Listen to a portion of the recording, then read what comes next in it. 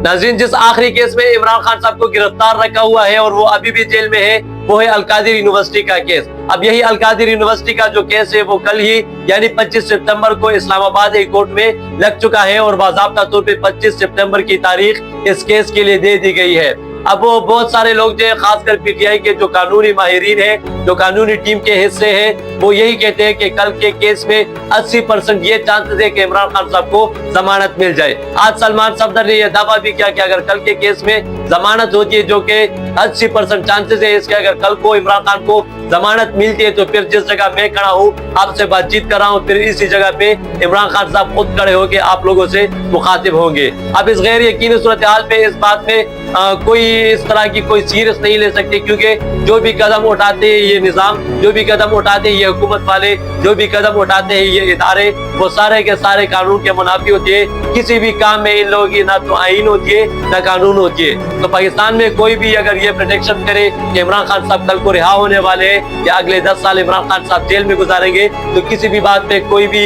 यकीन नहीं कर सकता, क्योंकि गैर यकीनी सूरत हाल है। किसी भी तौर पे पाकिस्तान में ना तो कानून है, ना आईन है और ना ही आईन की बालादस्ती।